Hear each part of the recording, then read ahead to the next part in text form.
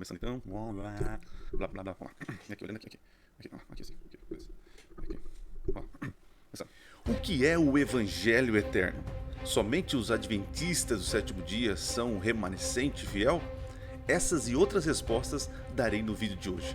E se você quer saber muito mais, fique até o final e confira mais um segredo revelado.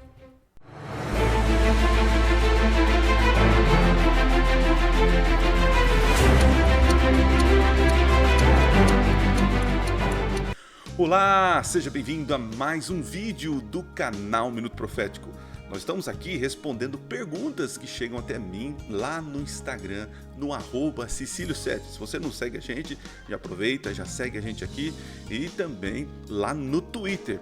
E no link aqui na descrição do vídeo aqui tem também o nosso grupo do Telegram, que a gente compartilha mensagens e arquivos e tantos outros materiais que você pode participar. É free, tá? É 0800. Aqui na descrição do vídeo tem o link para você ir para outros canais meus, né? Tá o Twitter, você vai encontrar ali TikTok, acho que não tá ali, né?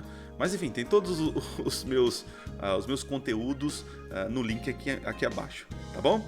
Muito bem, a ideia desse Minuto Resposta é trazer algumas respostas para a lição da Escola Sabatina, tanto da lição dos jovens, né, que nós já temos um comentário aí, né, toda semana, a lição dos jovens, e também algumas dúvidas sobre a lição da Escola Sabatina dos adultos. Tá aqui, ó.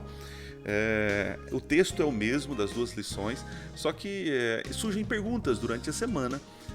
E as pessoas me procuram ali no Instagram, colocam ali a sua pergunta. Eu abro uma caixinha de perguntas todo domingo ali, tem uma caixinha de perguntas onde você pode deixar as suas dúvidas lá, né? Deixa eu ver se a minha câmera tá funcionando aqui. Acho que tá bom. Aí, tá meio...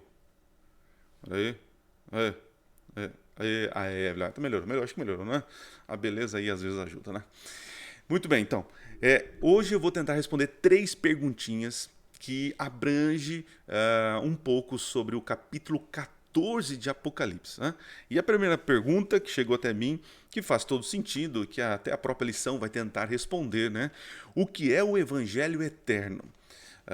Tem dois meios para responder. Então, o primeiro meio para responder é muito simples, é a gente ir na Bíblia para poder, de maneira clara, entender o que é o Evangelho Eterno. Né?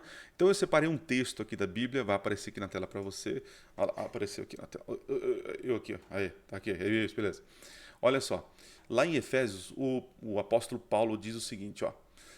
Assim como nos acolheu, nele antes da fundação do mundo, para sermos santos e irrepreensíveis perante ele e em amor.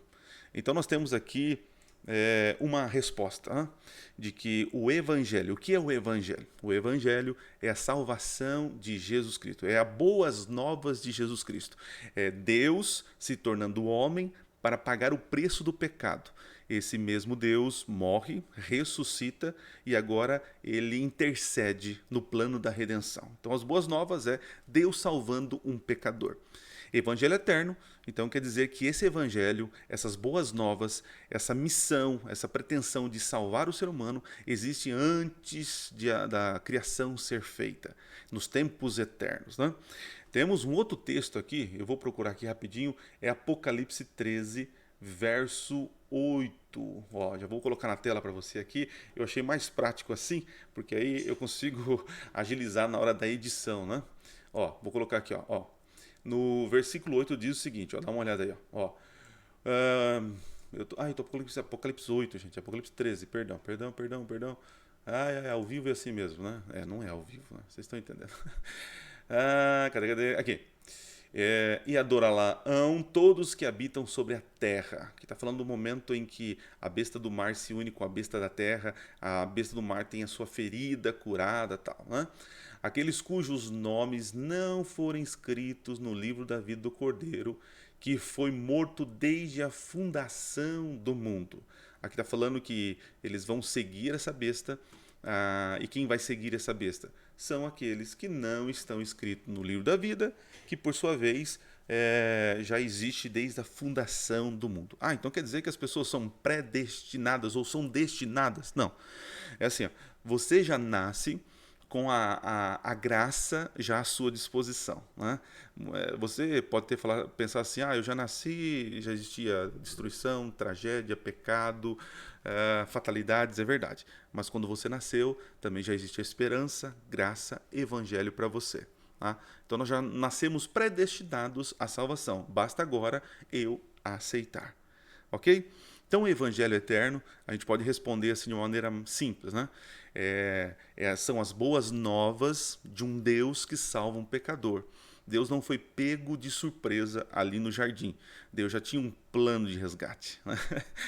Deus não foi pego de surpresa. É interessante isso, né? O que eu vou fazer? Adão e Eva caíram, e agora?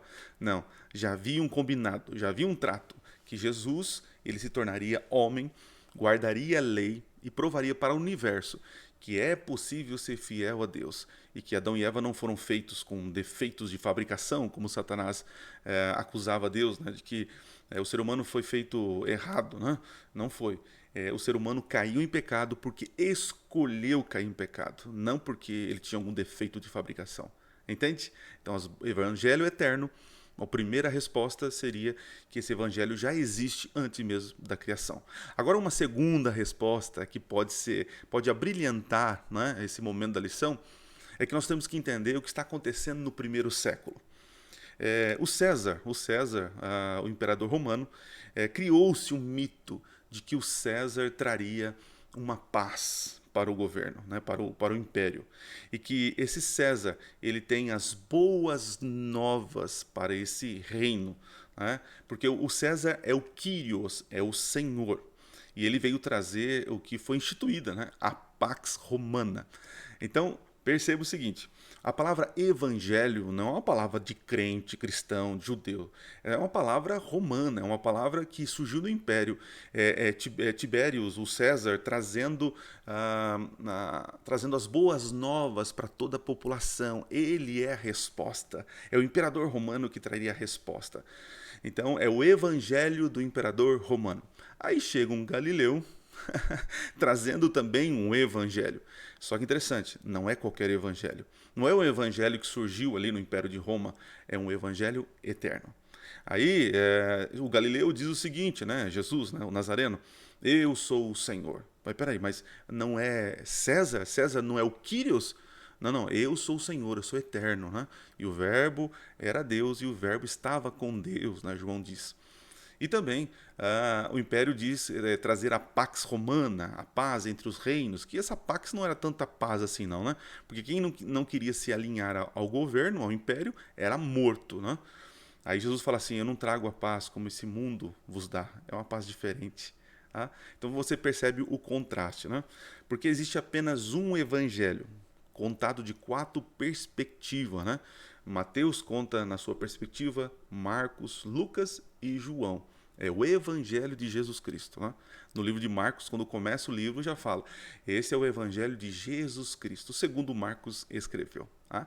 Muito interessante isso, é um paralelo. Então as pessoas, quando ouviam falar de Evangelho, naturalmente pensavam no imperador romano. Mas o Evangelho eterno era uma ligação a Jesus Cristo e como ele sendo Filho de Deus, resgatando o homem. Muito legal, né? Vamos para outra resposta, outra pergunta, porque senão o tempo vai passando. Olha só, perguntaram o seguinte para mim. Por que precisamos das 3 mensagens angélicas se já temos a grande comissão? Verdade, né?